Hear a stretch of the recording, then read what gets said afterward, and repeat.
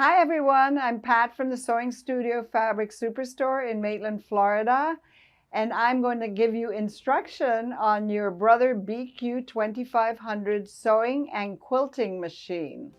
So I'm going to start out by going over all the accessories that are included with this machine. And I want to tell you right off the bat that this is a special machine from Brother that is for quilters. Why do I say that? Because it comes with a quilters bundle that is really great for quilting. And so the quilters bundle includes quilting feet and an extension table that I'm going to show you in just a minute. So let's get started with the accessories right here on the table. So this here on my top left is a holder for some of your feet that actually snaps into your storage compartment that comes wrapped around your machine. So you can see that every foot has a letter, so it has a nice storage. The foot comes out, and then you can just snap it back in. And being that there's a letter on every one, you know where that where the home for that foot is. So let me just go over the feet that you're getting with the machine. You're going to get a zigzag foot, which comes on the machine, which is your basic everyday sewing foot. The monogramming foot N is a wider foot than your general presser foot.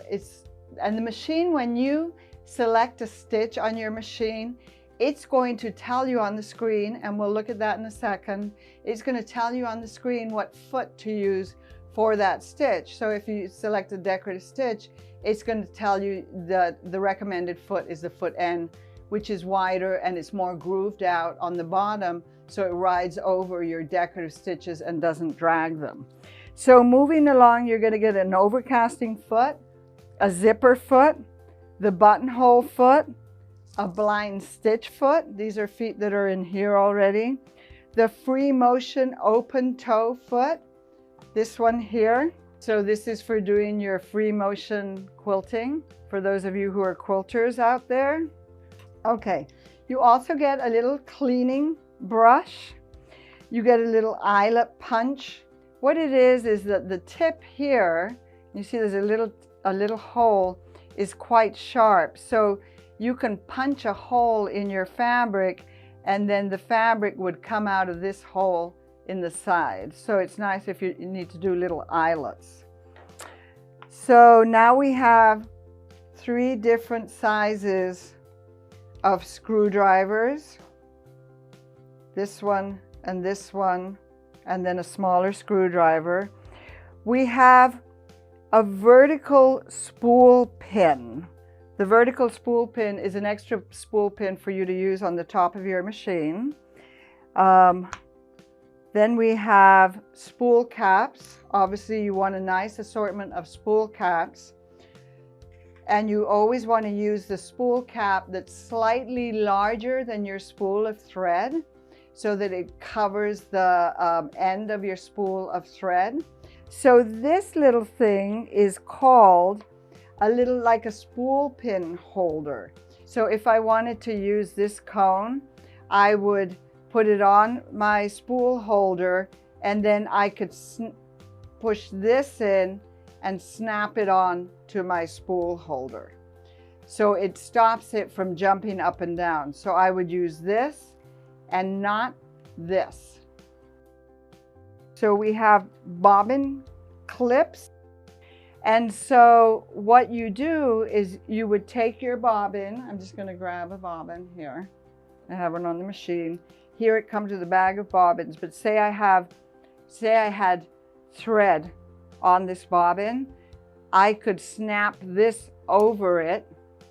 So now it's holding my thread in. And then the other cool thing that I can do is that if I want to keep all my bobbins together, is I could take this one, and you'll see that these have like a series of grooves and channels. So I could take this and I could connect the two. You maybe can't appreciate it on camera, but I just slid it, and now look at what I've done. So I've connected them so I can keep all my bobbins together. I have over here, I'm just going to separate this a little bit. I have my optional thread spool stand. For those of you who are quilters, you might want to use a cone of thread to do your free motion quilting, and rather than run it horizontally, you might want to run your thread vertically. So in a minute I'm going to show you how to attach this to your machine, but this is a 2-spool thread holder. So you would need to get your telescopic thread stand, and that goes inserted in the center hole here. Here you can pull it up. I would insert it. There's a screw that comes in a little bag so that you can tighten your telescopic thread stand. And then there are 2 other holes here for you to put your spool holders in. Now, depending on what kind of thread or cones you're going to use, there are other little items that come in that package with your accessories for your spool stand. It comes with 2 felt rings that you could put, let me tip it over a little bit. So you would put your spool holder on here, you could put your felt on there. It comes with cone holders that you could put on your spool holders. So, and this one here, you could actually take this and take your large spool cap and snap it in over here. So what you would do, I'm going to get a thread here, is if you have your cone of thread on your machine, you could take this, put this on your spool holder, and then you can insert this in there, and so your thread will feed off around a large spool cap. Okay, let's move along. Comes with a lot of stuff here. So you've got 2 extra bobbin covers, one of them being marked for your 1/4 inch, very clear markings. It comes with your 1/4 inch foot with guide. It comes with a straight stitch needle plate. So this is a throat plate. You would change out the one that comes on the machine, and here is your straight stitch foot. So you would only use this when you are maybe quilting and you don't want as large an opening as on your regular throat plate and throat foot, and it stops the machine from pushing down or puckering finer fabrics as it feeds, as you're sewing or feeding your fabric through. The machine also knows, it senses when you change your throat plate and you put your straight stitch throat plate on, it senses that that plate is on, because obviously when you use that plate, you have to have the machine in center needle sewing position. So it will only allow you to use certain stitches that are in center needle position. So moving along here, of course, you get extra needles and you get a twin needle. And what else do we have here? I actually went ahead and attached the Echo quilting foot. Some of you may be familiar with this foot. It's completely clear and it has like echoing lines that are 1/4 inch apart from each other. And what I went ahead and did, when you take this out of the package, the shaft, this little adapter, is not going to be attached to it, but it will be in your accessory package. This is a little attachment that you would screw to it.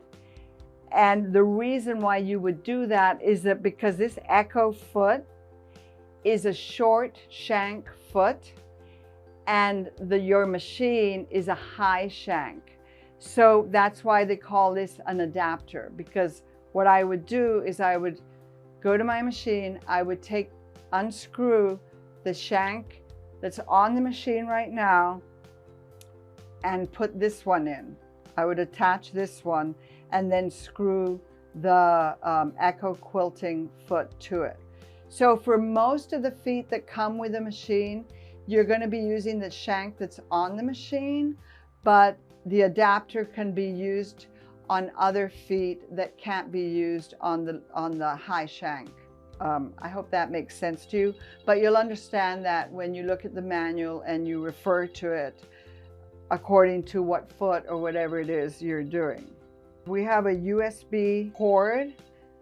We also, kind of last but not least, we have a wonderful walking foot. So this is the compact MuVit digital dual feed foot. And this connects to the machine.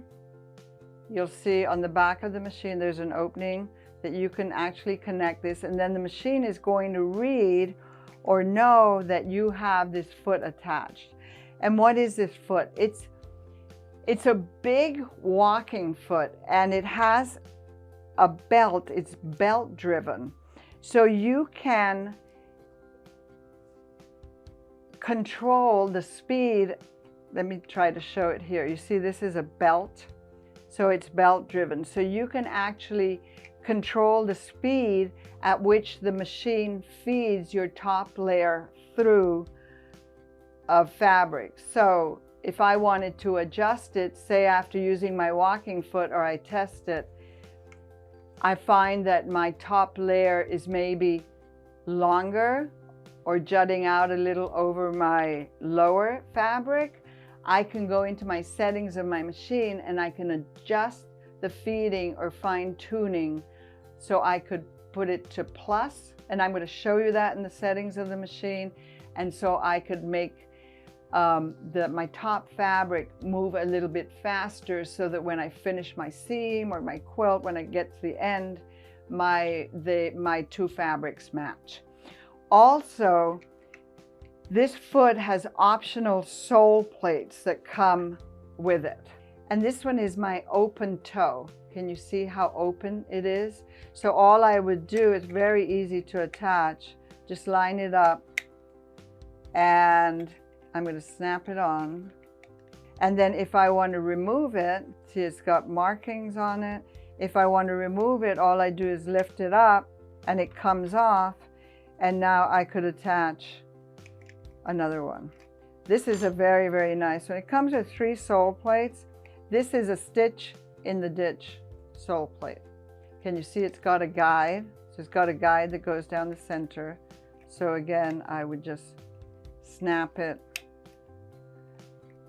on. And then when I want to remove it, I just push it down from the tip and it drops right off. I also get a stylus. Just another couple of things left here. I get a stylus. I get a mesh for troublesome threads, if you want to cover your thread if it's slipping off your spool and causing trouble. And also, I want to show you a big, big extension table for you to add around your machine. And this is your knee lift. So I can attach this to the machine, and I can lift my presser foot by moving my knee and over to the right and lifting my presser foot with my knee lift. Also, if you look at the bottom of this table, I'm going to turn it over. It has a place here for you to keep your knee lift. So if you don't want to use it, you can snap it in under here, and so you always know where to find it. And I'm doing this. Okay, there we go. And then these are your feet that you would snap out, your 4 feet, if you're going to use your table around, if you're going to connect it to your machine. Now I'm going to show you how to attach your 2-spool thread stand that I have all set up here to your machine.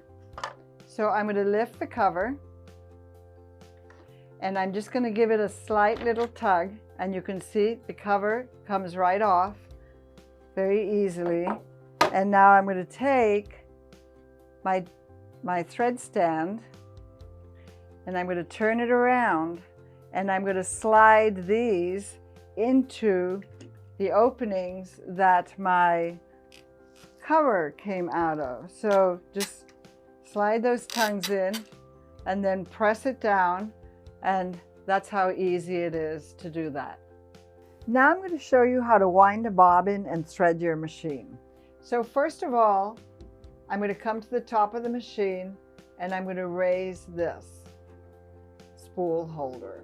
I'm going to slide on my spool. I'm going to put my spool cap on, just a little bit larger than my spool of thread. And then there is a threading pattern printed on top of the machine, but I'm going to snap it under my hook. I'm going to come around, and then I'm going to come, I have my bobbin already on my bobbin holder. I'm going to wrap this around a few times, and then I'm going to snap this over to the left. And now you can see that on my screen, on the bottom part of my screen, I have a bobbin winding little window up here. So I have a speed control, which is really nice, because maybe if you're working with a more fragile thread or one that stretches, you probably would want to slow the speed down at which your bobbin is winding. But just for regular thread, you can leave it at the fastest speed. And then my two options are to close or to start. I'm going to go ahead and select start. See, it's very quiet. It has a separate motor for bobbin winding on top. So when you feel like you've got enough, you can just stop it. And I'm going to close this. I'm going to disengage up here.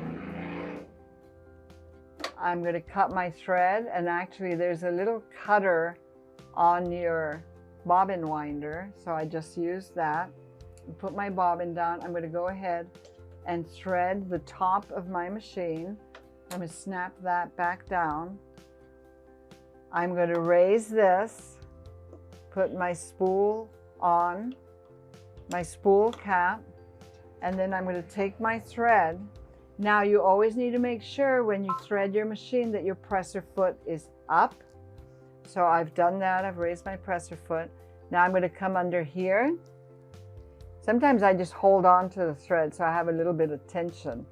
I'm going to come down and up, and you'll see that the path is numbered. I'm going to go around here, number 4, so it goes into my take-up lever. And then I'm going to come straight down, and you see I have a 5. 6 is the little hook right above my needle. So I'm going to swipe from right to left, and then I'm going to bring my thread up into my needle threader. And this is the guaranteed never miss automatic needle threader. I love it. Okay, and how do I do that? I go like this and come in here. There's a little diagram here of the threading path, and then bring it up around there, and there's a thread cutter. So it cuts my thread to the exact length so that it threads the needle and has a long enough tail. So now I come to the front of my screen and I press my needle threader, and isn't that wonderful? It's threaded just like that. So now I'm going to put my bobbin in. I'm going to slide this, open up. There's already a little empty bobbin in there, so I'm going to take that out. And I'm going to put my bobbin in that I just wound thread on. Now you want to have your thread or your bobbin coming off like the letter P. So off to the left. And if you're not sure, there's a little diagram that's printed on your casing here. So I'm going to drop my bobbin in, and then I'm going to slide it into that groove, and I'm going to go up the hill. If you need a little bit of tension, you can put your finger on your bobbin just to hold it. And then I'm going to go up the hill, down the valley, and there's a little thread cutter there. So now I'm going to cut my thread, and I'm going to put my bobbin cover back on and snap it on, and my machine is threaded and ready to go. Now I'm going to show you how to customize the settings on your machine. I'm going to come over to my main screen here, and down in the bottom left it looks like a piece of paper with lines on it. I'm going to select that. So now I have 7 pages of settings or default settings that I can change according to what project I'm doing. So let's start out at the top. It says width control, and what you're seeing here is actually a picture of this. So this is your speed control in sewing, but what you can do is that if I was to switch this on, default setting is off. If I was to switch this on, what I'm actually doing is telling the machine that I want to use this as a width control for my zigzag. So always remember though, if you were to switch it on, to switch it off again, because you will want to use your speed control in sewing. So moving down the screen here, I've got fine adjustment vertical and fine adjustment horizontal. That's for fine tuning my decorative stitches either vertically or horizontally.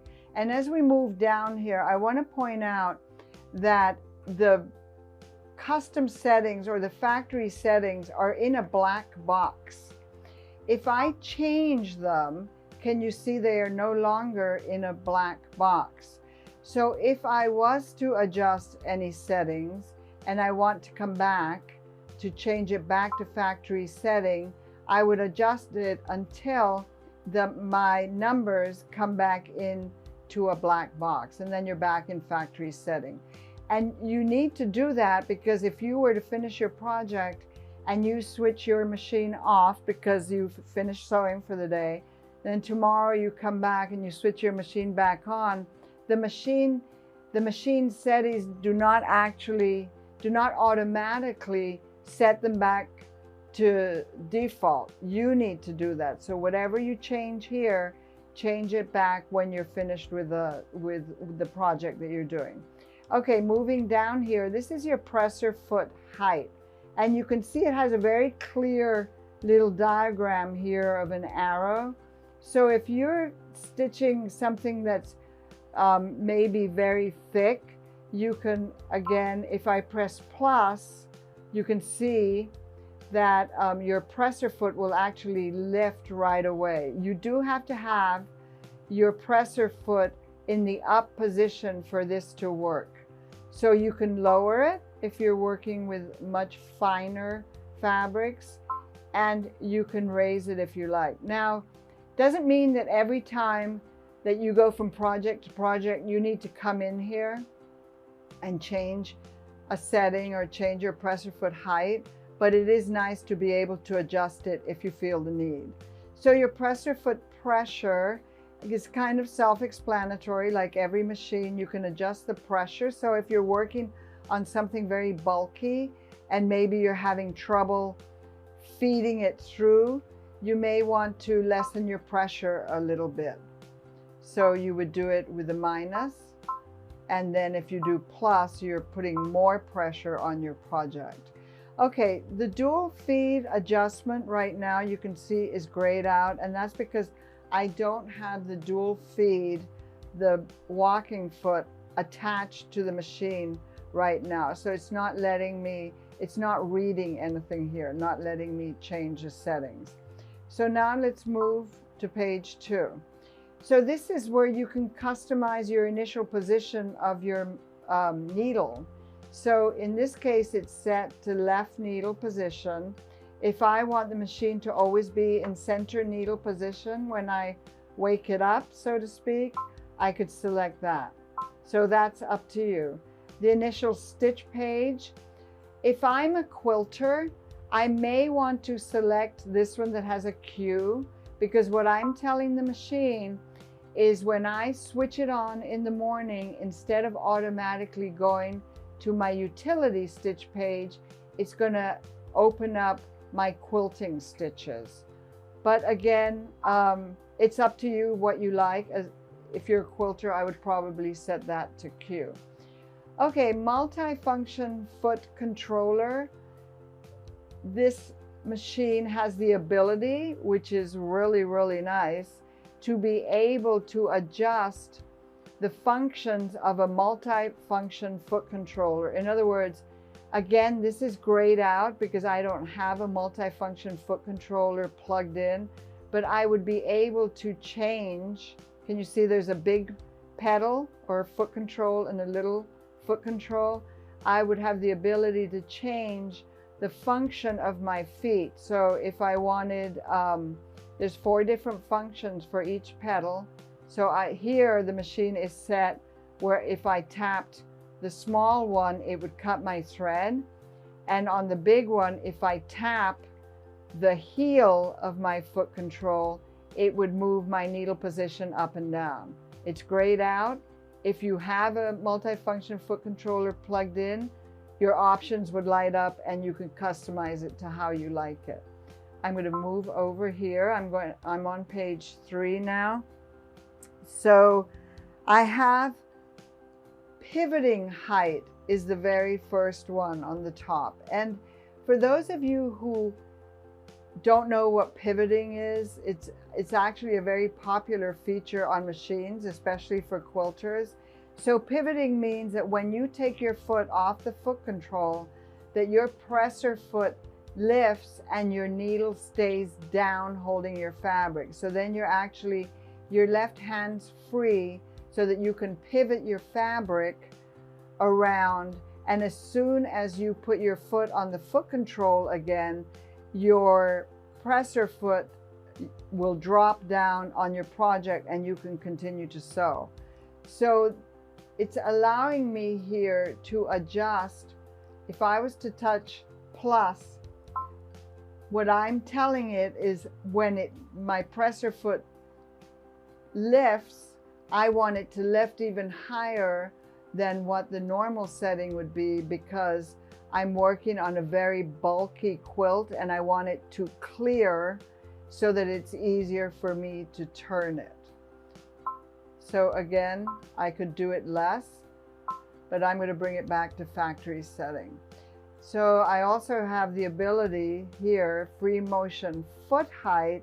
I have the ability to adjust my free motion foot height either higher or lower so that I can accommodate the fabric or the quilt that is underneath my foot.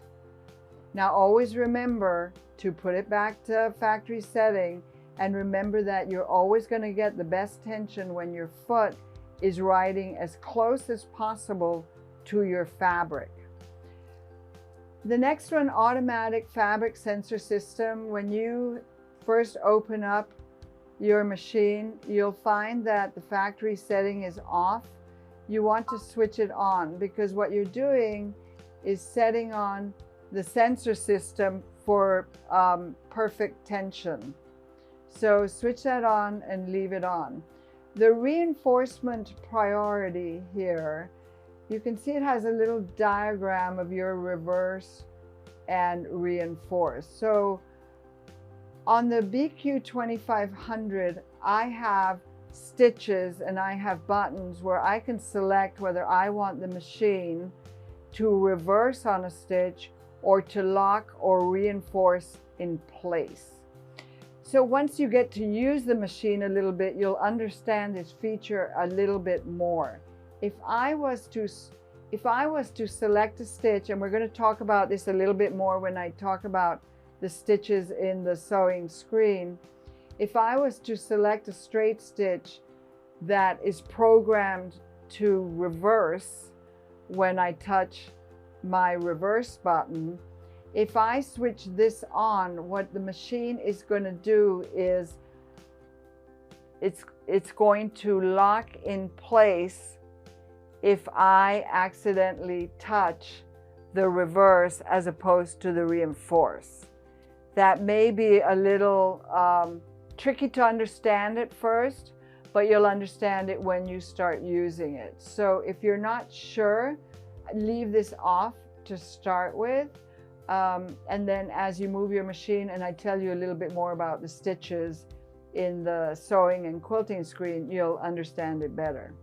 Okay, automatic presser foot left. So if I switch this on, which most people switch all of these on, because what this does is that if you have your presser foot up and you put your foot on the foot control and you start to sew, it's automatically going to drop your foot down and start sewing. And it's if you switch the auto up on, it's going to automatically lift your it'll automatically lift your foot up and down when you start or stop sewing.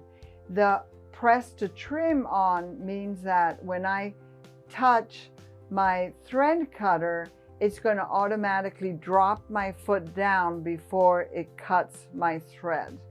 So generally, as I say, it's popular to leave those on. So moving on to page 4, needle position up or down. Let me just say, when we were talking about the lift and pivot before, that if you want to use your lift and pivot feature, always have this down. This first little square here is needle position down. So in other words, when you take your foot off the foot control, the needle is going to stay in the fabric. And when you use your lift and pivot, the needle needs to be in your fabric for your presser foot to lift. If you were to activate your lift and pivot feature and you're sewing and and then you have your needle position set up, you're going to get a message from the machine that it can't do it because you've got your needle position up. So generally, I would tell you to leave that in a down position. Okay, needle position stitch placement. So this comes factory setting off, and you do want to leave it off. You're going to switch this on only when you're trying to be very precise. If I was to switch this on and I do needle down, my needle is going to drop and hover on top of my fabric instead of piercing my fabric. So if you want to be very exact about positioning, you could switch this on, but then you want to switch it off again. My upper and bobbin thread sensor, you want to have that on, because if you're running low on bobbin thread, you want the machine to tell you you're running low. You don't want to just keep sewing and run out of thread. Your machine speaker volume, you can adjust that if it's too loud, the beeping that the machine does. I think you can hear it. Default is 3. You can switch it right off if it bothers you. I like to leave it on because that way I know when I touch something that it has registered. Moving on to page 5. I was on page 4. These are machine settings. They're not sewing settings. So you can adjust how long your machine, if you were to walk away, you can have the machine go to sleep after a certain amount of time. You could have the machine go to sleep and then switch off. So you can set how long you want it to be awake. I generally leave this off, but if you sew a lot and you want it to go to sleep after a while or shut off, this is where you would set it. You can also adjust your opening screen. You can adjust your language. It's set to English right now. On page 6 of 7, I can adjust my lighting. I do adjust my lighting. Can you see this machine has beautiful lighting for you to, it's really well lit underneath here and around your needle, but sometimes if you're sewing maybe on a black fabric and it's night and you're getting a lot of glare, you can come in here and adjust your lighting. And as I say, that's something that I do adjust when I'm working on dark fabric. You can also adjust here the brightness of your screen. And then finally on page 7, this is where it tells you your the inner information. So in other words, your service count. When was the last time you had it serviced? The total count of stitches on your machine. This next number down here is this number is your identity number of your machine. And then the version 1 and the version 2, one of them is for the version of your LCD screen and then the version of your machine. So from time to time there will be, or there could possibly be, updates or upgrades for your machine, and this is where you would go. So if you've purchased the machine and after a while you wonder if there's an update, all you need to do is go to the Brother website, go to this machine, the model of this machine, and check on updates, and it'll tell you, and you can update your machine if there is a newer version. This little icon down here, you'll notice that it stays on every page.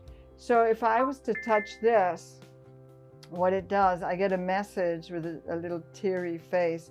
Your USB media is not loaded. Load USB. So I have a USB port on the side here, and I also have a port for my computer that I could use the cable. So what that would do is if I had a USB connected in here, I could save, it would take a picture and it would save the settings from here onto my USB. So you have the ability to do that too.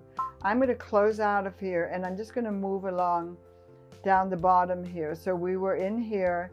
This here, there's a question mark. This is really, really a nice thing to have on this machine. It's very useful. I tell customers you get a lot of bang for your buck having this on your machine. And why? Because you see here how it says operation guide, sewing guide, and pattern explanation. If I touch operation guide, I have several different other selections that I can touch on, but say you want to know about the basic operation and you touch the bobbin, you've got internal, like an internal manual or information, and I can scroll through. So what it's showing me here is how to wind a bobbin without me having to go and look for my manual. And whenever I see this on the screen, it's like a little movie camera. If I touch that, it's got a little video that I can watch. So right now it's showing me, and it doesn't have any sound. It's just a video, and it's showing me how to wind my bobbin. So whenever you open up a screen like this, you always want to close it. And then I'm going to close out of here right now. And then I'm back here, so you can look at maintenance, you can look at principal buttons, troubleshooting. If you want to close it out, close out. So that was the operation guide. Now I'm into the sewing guide. So what have I got here? I've got straight stitch, scallop, overcasting, gathering, buttonhole, zipper insertion, bar tacks, lots of information. And if I go, there's 2 pages. So this is a quilting page. I'm going to go to page 2 before I stop here. So this is quilting. I've looked at some of this, but I actually haven't gone into all of them. So if I touch Echo Quilting, when I was talking about the accessories that are included with the machine, I showed you the Echo foot. So now I've got pages here of how to use it, and it shows me how to use my adapter there. So I'm going to close out. So moving along, we were in questions. Oh, wait a minute. I'm going to go back here. I did operation guide, sewing guide. There's yet another category down here, pattern explanation. So what this does is that it explains how to use or what stitches are in this machine. So I'm going to go back to my screen where my stitches are, because I want to show you something. I'm going to open up the tab down here. These are all tabs of built-in stitches. I'm going to select a buttonhole. I'm going to select 4.03. Right away it tells me I need to use my buttonhole foot. And up here it tells me this is a tapered, round-edged buttonhole. So when would I use a tapered round-ended buttonhole? I have no idea. So what I'm going to do is I'm going to touch the question mark, and I'm going to touch pattern explanation. And it comes up tapered round-ended buttonhole and use reinforced waist tapered. So in other words, if I wanted to make a buttonhole on a pair of pants on the waist, this is a reinforced buttonhole for that. So very useful information, and what it allows you to do is, I'm going to touch another one quick. Actually, I'm going to touch darning. I'm going to go back down here. I'm going to say, explain that pattern to me. Darning of medium weight fabric, and it'll automatically set your settings to what you need. So I'm going to close out. I'm going to close out, and there's my darning, my A foot, my width, my length, and I can adjust my tension here.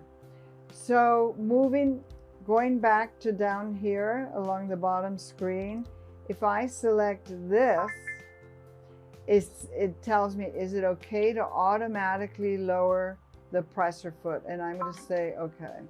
And what I've done, you can see that the screen is grayed out. I've pretty much put the machine in dormant mode. To deselect it, I'm going to touch that again, and it wakes it up. And then I have a little clock here. You can set your clock so that you know what time it is. Now let's take a look at the front of the machine and the buttons and functions and sewing features. I'm going to start over here. This button here that's lit green is a start-stop button. So I have the ability to sew or to quilt if I want to, using a start-stop button as opposed to my foot control. It is important though that if you don't want to use your foot control, that you unplug it, because if you have your foot control plugged in and you press this button, the machine is going to give you a message that says you need to decide basically whether you're going to use your foot control or your start-stop button. So you're going to get an error message. So it's actually very nice to use this for quilting. So now let's move up here, and I have my reverse button, and then I have a reinforce or locking button. And you'll notice that to the right of this, there is a little dot, and actually what that is that this button has two functions. If I want to reinforce a stitch or lock it in place, I would touch this. The second function that this button has is that if I'm in my decorative stitching, if I only want to stitch one pattern, or I want to end my stitching and have the machine complete that pattern, I could touch this button and this little light will turn green. So the machine is going to say I have a little alligator stitch selected and I want to stitch 3 little alligators. It's going to stitch 1 and then 2. It's going to continue, and then as it enters and starts stitching my 3rd one, I'm going to touch this button and the machine will continue to stitch and complete that pattern, which in this case is the little alligator, and it'll stop when it finishes it. So it's a really nice feature, because how many times are you sewing and you think maybe you're getting to the corner of a napkin, or you want to finish that stitch but you want the pattern to be finished? Then touch that button and it'll complete it, and the machine will stop by itself. So moving along here, I have needle up, needle down. When you have this button on the machine, it really makes touching or turning your wheel on the end of the machine, kind of makes it obsolete unless you want to position your needle in a different position. So always make sure though that if you're going to use your needle threader, that your needle is in the highest position, because when you use your needle threader, which is over here, and I'm going to show you how to use that in 1 second, when the needle threader comes down, the needle needs to be in the highest position. So if you're sewing or quilting and you stop, the needle will be up in the highest position. But if you turn your wheel and change the needle position and then try to use your needle threader, you may damage your needle threader. So always use this button or leave your needle in the highest position. Moving along, I've got my thread cutter. So when you touch this button, it actually pulls your top thread down and cuts both your threads at the same time. This here is my presser foot lifter. This here is my speed control in sewing. And if I did not want to use my foot controller, but I was going to use, maybe I'm doing free motion quilting and I want to use my start stop button and not my foot control, I always like to make sure that my speed control is slowed down a little bit, just because when you press that start button, it'll really jump into action. So it might startle you a little bit. So pay attention to using this with your speed controller. Okay. So now moving down here, I've got this big, brightly lit screen displaying all my stitches, and very, very easy to use. You'll notice that up here I have a tab that says utility stitches and decorative stitches. So it automatically comes up as utility stitches. That's what's selected. And you'll notice that over here I have a needle down. That machine is telling me that my settings are set so that my needle stays in a down position. It's telling me here the foot that's appropriate to the stitch that's selected, and then my character and decorative stitches would be here, and then I've got a lock here. This actually locks the screen, so if I wanted to walk away from my machine and I wanted to lock the screen, I could do that. So let's take a look at the stitches here. I've got tabs that I can select coming down. So when I select a tab, when you see this over here, 1 of 3, I'm looking at page 1 of 3. So I can scroll down and I have more stitches and I have more stitches. Whenever you see P's and Q's, these stitches are favored or marked for piecing and quilting. And each stitch is numbered. So 101, 102, 103. So when I select a stitch, let me go ahead and select another stitch, automatically comes up here.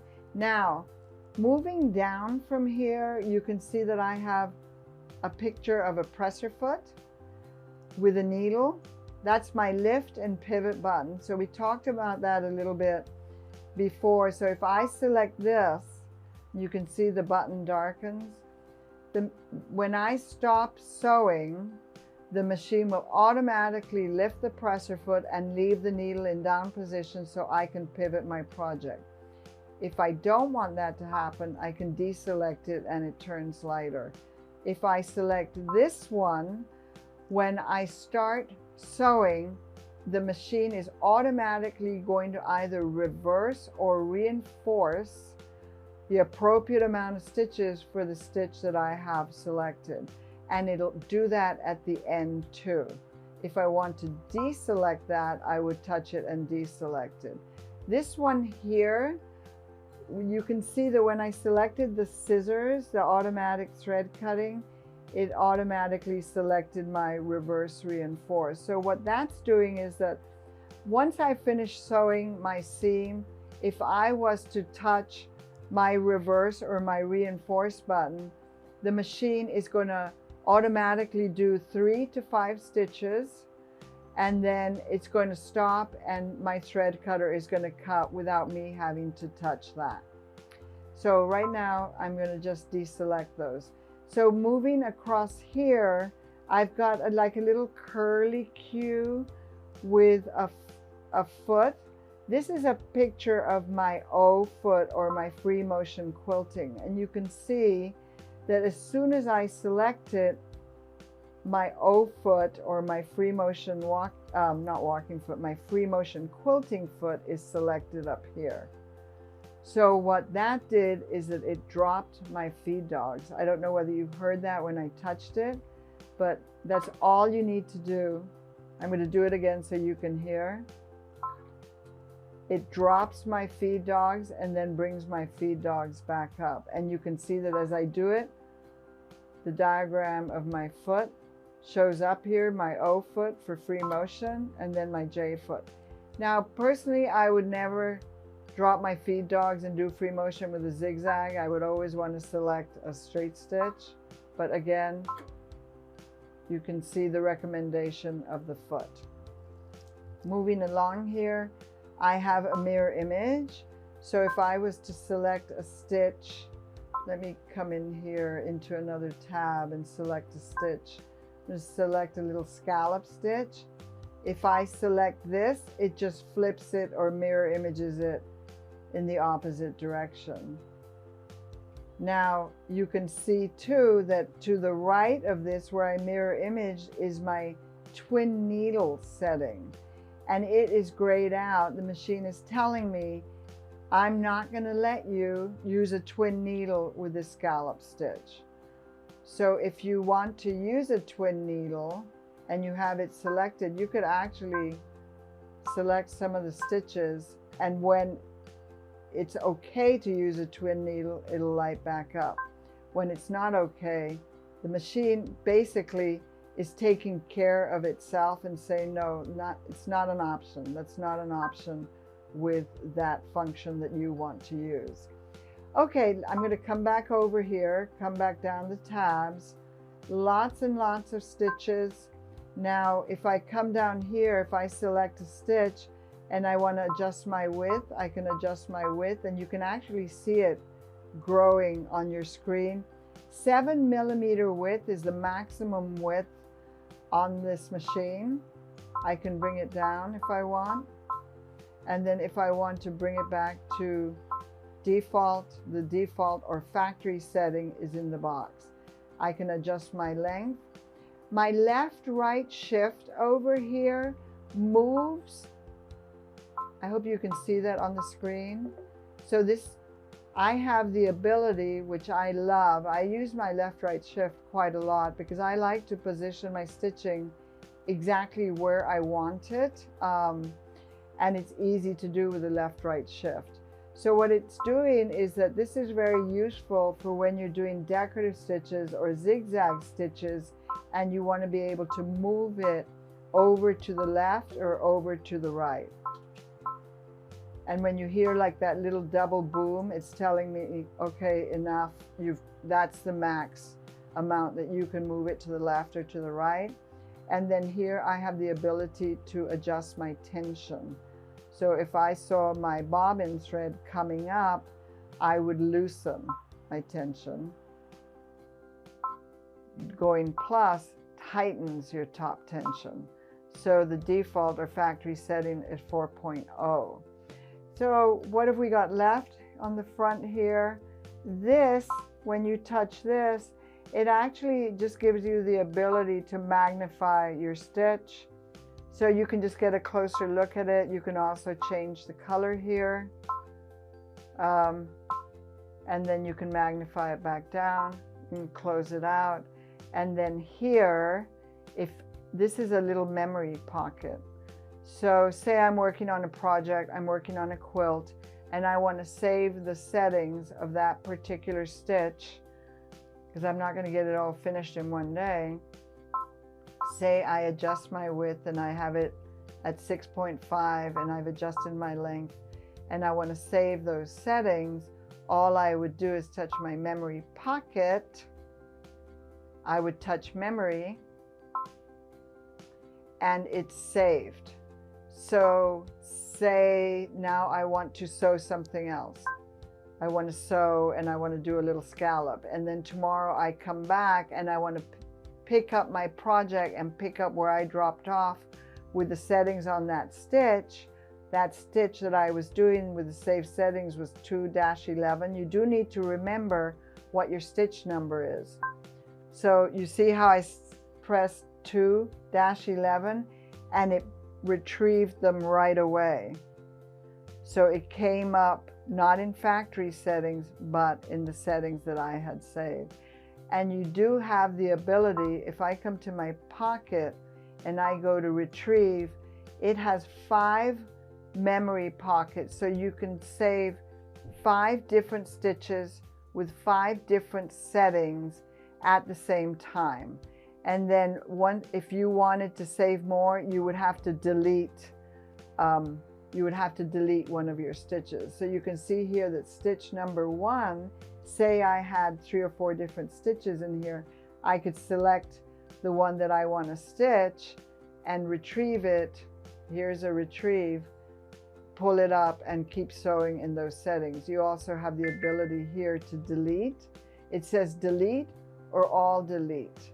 So if you just want to delete one, you would select the one you want to delete and touch delete. If you want to select them all because now you've finished your quilt or your project and you want everything back to how it was, you could select all delete. I'm just going to delete that one, and then I'm going to close, and I'm going to close that out, and I'm back here, and it still has those settings because that's what I left on the screen, but it's not saved to my pocket anymore. Coming down here, I've got buttonholes. I referred to this a little bit when I showed you about the pattern explanation. You can also use that pattern explanation for different stitches. So say I'm stressing this because it's a really great way of using the stitches that are built into your machine. So I'm trying to find a stitch maybe that you would think, when on earth would I use that stitch? You know, it kind of looks like an overcasting stitch. Come down to your question and tell the machine, explain that pattern to me. It's a reinforcement of stretch fabric. So good to know. So when, you know, a lot of times when you sew stretch fabric, maybe your stitching might pop or something. This is for reinforcing it. So lots of bang for your buck there when you know what stitches to use for what project. So let's continue down on these tabs. This is very, very cool, and you should play with this a little bit. This machine has the ability to sew sideways or diagonally. In other words, the feed dogs will feed the fabric sideways. So if you want to sew backwards or you want to sew a patch on, you could do it. Say I select that. The machine, when I start sewing, is actually there's an arrow going to the right, the machine will sew sideways. So the direction of the arrow, the way that it's pointing, is the direction in which the machine's going to sew. So if you want to sew diagonally up to the right, it would be stitch 5-03. You know what? I'm going to select that, and then I'm going to come here and explain that pattern. For attaching applique on tubular pieces of fabric and mitering corners. So very useful, that. And now coming down here, do you see this one has quilting? It has a Q. So these would be kind of like your selected quilting stitches. It has a lot of different blanket stitches for applique, decorative stitches, a few decorative stitches, and then the like a snake or swirly stitch, which I know is popular for stitching along sashing, and then it has a little meandering stitch. Now I want to point out something. When you look at your basic, your everyday, what I would call your utility stitches, your first tab, if you compare stitch number 1-01 to 1-02, you'll see that they're both left needle position. They both look exactly the same, which they are, except for 101 has a little dash and 102 has a dot. The same applies to 103 and 104. So what that's telling you is that this one is your best stitch if you want to do reverse stitching. In other words, if I was a garment sewer, I would select one that has a dash because I want to reverse to, at the beginning and at the end of my seam. But if you're a quilter or doing another project, you may want more of a locking stitch it. So what I would do is ask you to look at your manual, because there's a little chart in your manual that explains this a little bit better to you, the difference between your reverse and reinforced stitches and using them up here. Now let's take a look at the decorative stitches that are built into your machine and how we can create our own.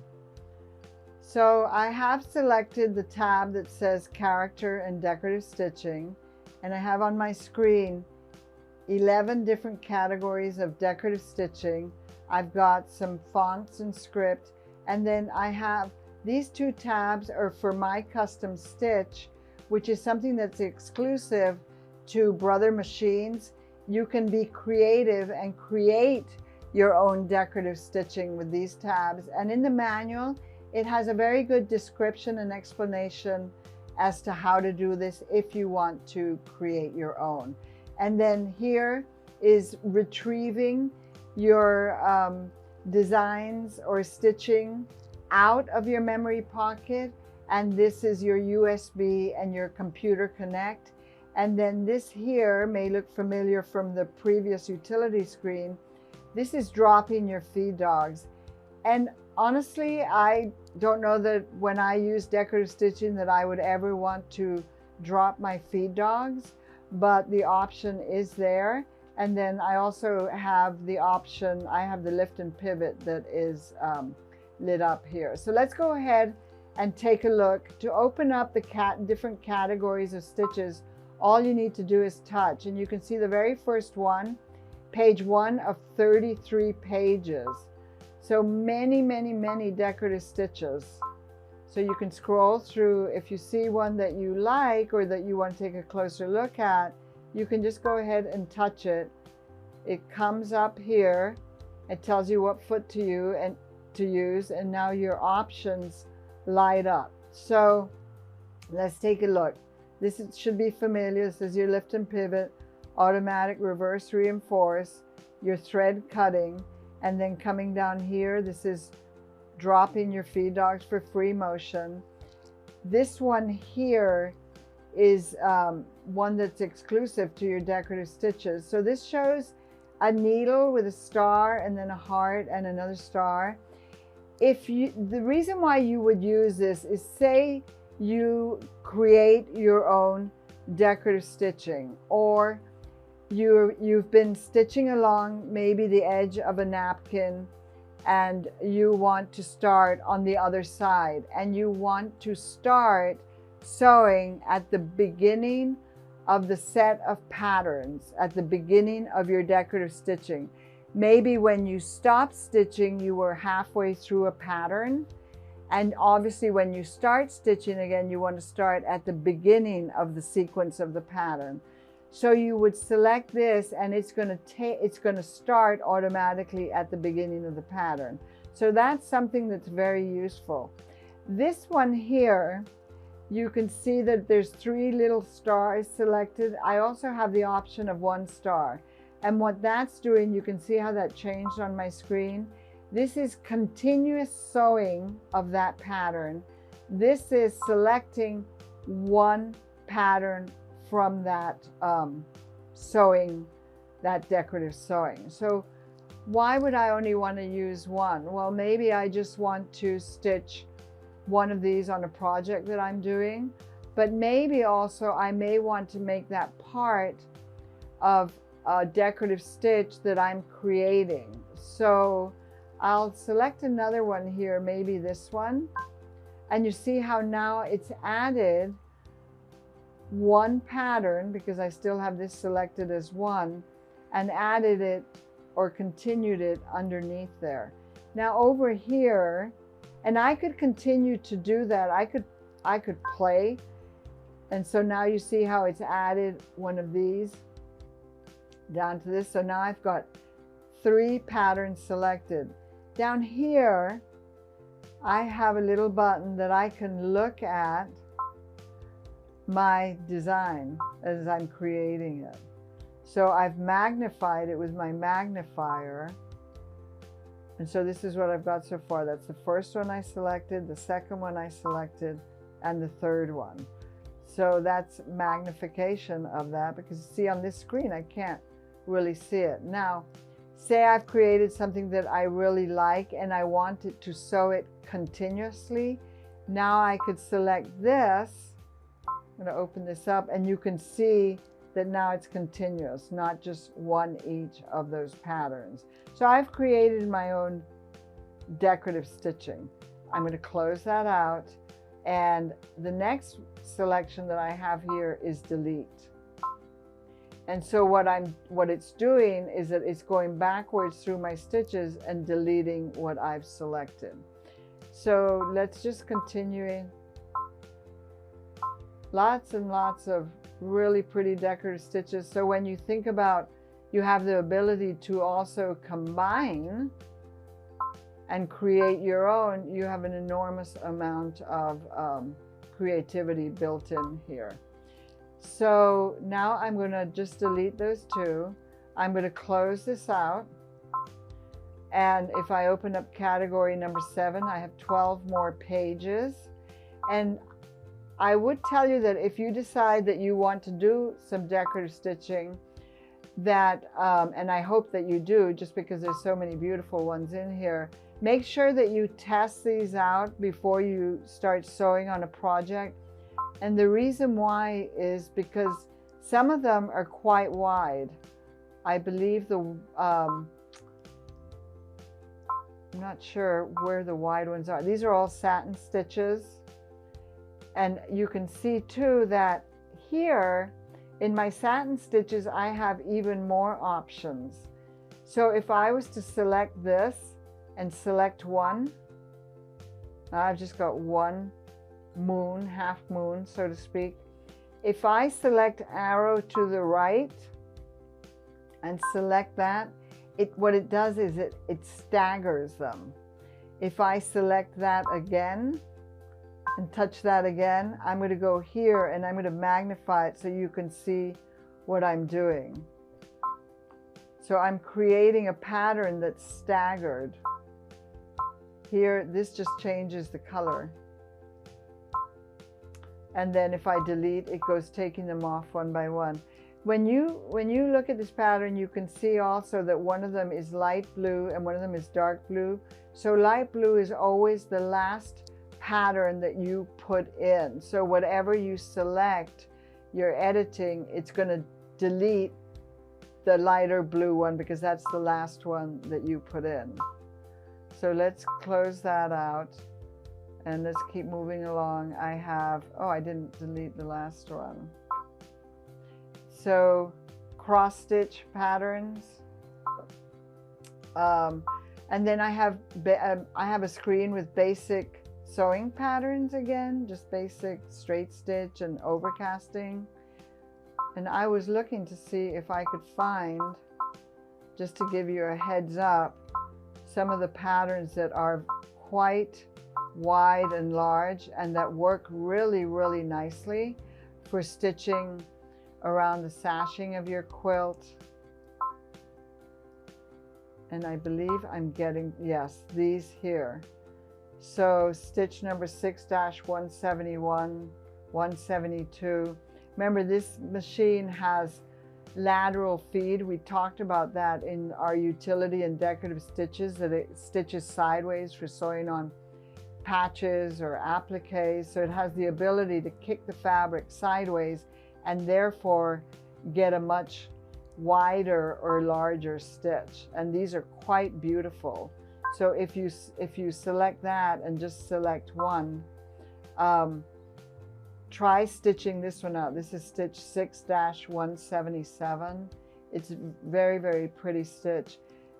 It does not tell you how wide it is or what size it is. I wish it did, but it doesn't, so don't try looking for that.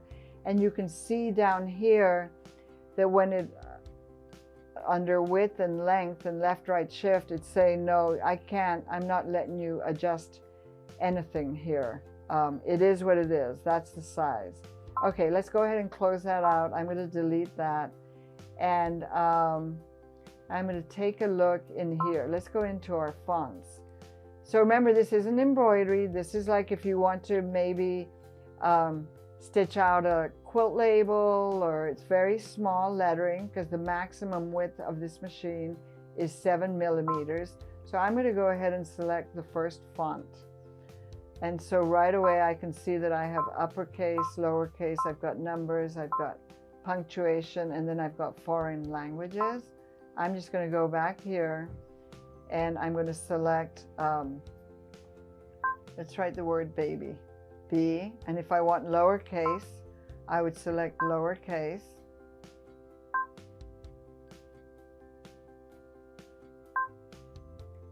So you see how the Y stays light blue? That's because it's the last element that I entered in my pattern. This here is a space, so it's going to stitch a space. And so now if I wanted to repeat, I'm just keeping it very easy. Baby, I want to take a magnified look at what I've got. There it is. I've got a space in between. I can change the color here. I can magnify it. I can scroll through it. I can close it out. If I want to delete, I can delete. If now I want to make it continuous, say I want to stitch on a ribbon, maybe I wrote Merry Christmas and I want to stitch it all down a ribbon, or I can touch this and now it's going to stitch it continuously over and over. This takes me back to the beginning of the pattern. Now if I want to save that, I can touch my memory pocket and the machine asks me, where do you want to save it? You can save it to the memory pocket of the machine. You can save it to a USB stick, or you can save it to your computer. So I'm just going to say save it, and it's saving it. So it saved it to the memory pocket of my machine. So now I'm going to delete it. I'm going to close out of there, and look, I have scripts and different fonts. And now I'm going to close that out, and I'm going to come back. Look at this. You see this here? When I touch those arrows up, it expands my editing features. So let me go into this a little bit now. I'm going to touch another decorative stitch, and it's allowing me now to do large or small. I'm just going to select a different stitch so you can appreciate that better. Close that out. I'm trying to show you as much as I can. Okay, let's select maybe this one. Let me go ahead and delete what I started there. See how easy it is. Okay, so I selected a design that you can see better. I'm going to just select one, not continuous.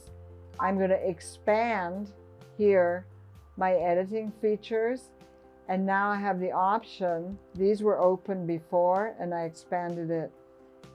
I can mirror image it from left to right, side to side. I can flip it back and forth, or I have the option of large and small. This is not always going to come up. Let me just tell you that. Not depending on what it is you select, you're going to have different options. But still down here, the machine is not letting me change my width or my length. It's preset large or small. And you get there by expanding your editing page here. And again, if you want to delete, you can just delete. Now, if I'm going to reduce that, and I want to pull my, there it is. Did you see how I closed that out? You see I have another little pocket here. This one here is for saving your design. When you see a pocket that has a blue arrow out, that's what I was looking for. It means you want to pull your saved design out. And there's 3 pockets in here that already have designs.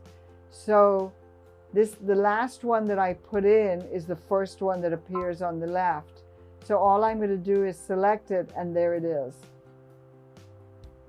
So I'm going to close this out and, oh, I lost it.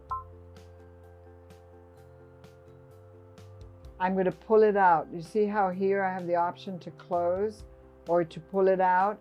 This little picture here is an eraser, so if I want to delete it out of the memory pocket of my machine, I would touch that. I don't want to do that right now. What I want to do is stitch this out. So I'm going to say that's the one I want to pull. And so now my stitching is on my screen and I'm ready to stitch it out.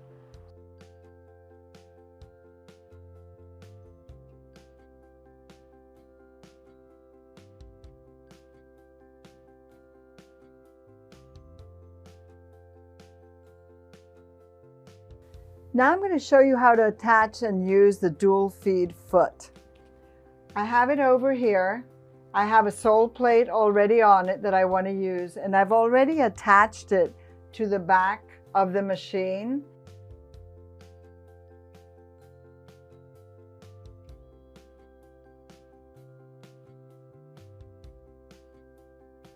So I'm going to bring it around, and you need to loosen the screw a little bit. You need to use the disc screwdriver. So I'm going to attach it around the screw and to the shank. Tighten my screw to the point where then I have to use my screwdriver.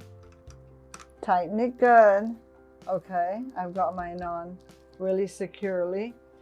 And next thing we are going to do, I already have my machine threaded and my bobbin in. On the side, on the inner side of the foot, there's a little lever here. If you raise it to the up position, it raises your belt off your fabric. If you want to use your dual feed walking foot system, you need to lower it. So you're going to lower it. And now it's going to be active and feeding the top layer through. So always make sure that it's down if you want the feeding system, the dual feed system to be working. If you want to deactivate it and not take your foot off, you could raise it and do some other sewing and then put it back down when you need the walking system. Okay, so now I'm going to go ahead and put a piece of fabric under here. And I'm going to come to my screen. So now I'm looking at my screen, and you can see, because I've got the dual feed foot attached to my machine, that it comes up here. The machine is reading it. So it's going to gray out the stitches that I can't use. So this, one of the big pluses about this foot is that I'm able to use a lot of different stitches with it. So you can scroll through. I'm just going to select a straight stitch. Now the other thing that I want to show you is, remember in the beginning we talked about the settings. If I come in here on page 1 of 7, this is the dual feed adjustment, and it's set at 0. So 0 means that it's going to feed the top through at the same rate as the bottom. But if you sew maybe a top layer and a bottom layer, and when you get to the end of your seam, your top layer is longer than your bottom layer, what you want to do is touch the plus, and the feeding system will work faster on your top fabric. So it'll feed the top fabric through faster. So therefore, when you get to the end of your seam, they should match up. But it's a really, really nice thing to be able to adjust the actual feeding system in here in your custom settings. When you're done, you could just close it out, and then you come back to this screen.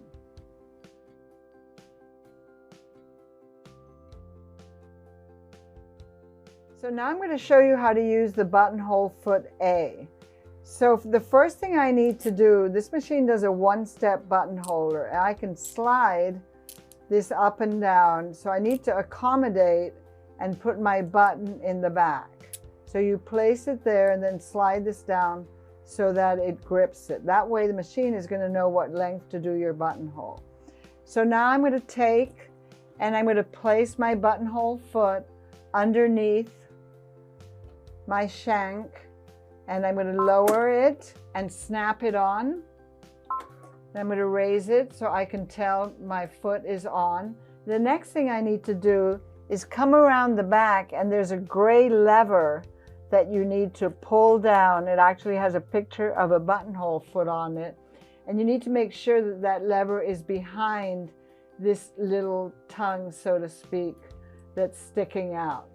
Okay, so then now I'm going to come over to my screen, and I can come to my buttonhole category and select the buttonhole that I want to do. So let's go ahead and select a round-ended buttonhole. I'm going to put my presser foot down, and I'm going to put my speed at medium speed because I'm using my start-stop button. So now I'm going to press start.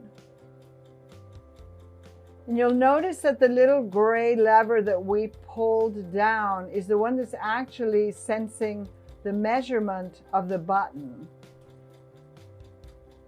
So now it's traveling back. And I can speed it up a little bit once I know that it just did the bar tack and it's going back up the other side. And it's stopping. I'm going to cut my thread, and my buttonhole is done. And I actually used variegated thread, so pretty buttonhole, very easy. Now I'm going to sew a button on using the button foot. So what I'm going to do is I'm going to press down a little bit, and I'm going to slide my button in. See how it slides in? So the little fork goes underneath, and I'm going to slide it on, and I'm going to try to line up the holes of my button with the markings, the little red markings on my foot. And I think I've got it just about there. Okay, so the next thing I'm going to do is I'm going to take my foot over to my machine and snap it on. So I'm going to drop.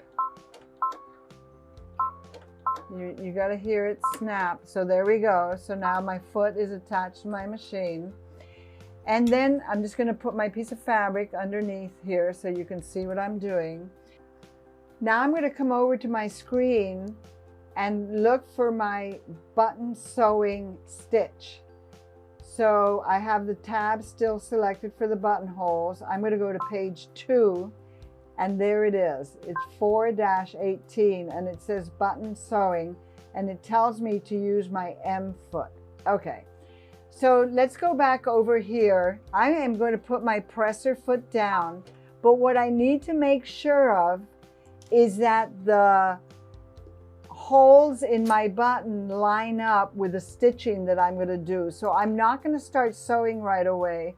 What I want to do is by hand drop my needle, and if I hit my button, I know that I need to slide my button over just a little bit, and I can tell that it's not quite in the right place. So the needle has dropped into the right hole of the button, and now I'm going to let it go down, bring it up, and it's going to come over, and I want to make sure that the same thing happens on the left.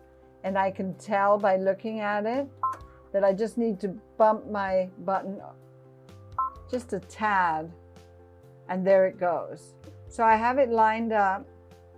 I'm just going to double check once more, and it's good. So now I'm not sewing with my foot control still. I'm going to slow my speed down completely, and I'm going to press my start stop. Now if you're doing this at home, I would recommend, if it's your first time, see what it's doing, and then it locks, and then I'm going to cut my thread,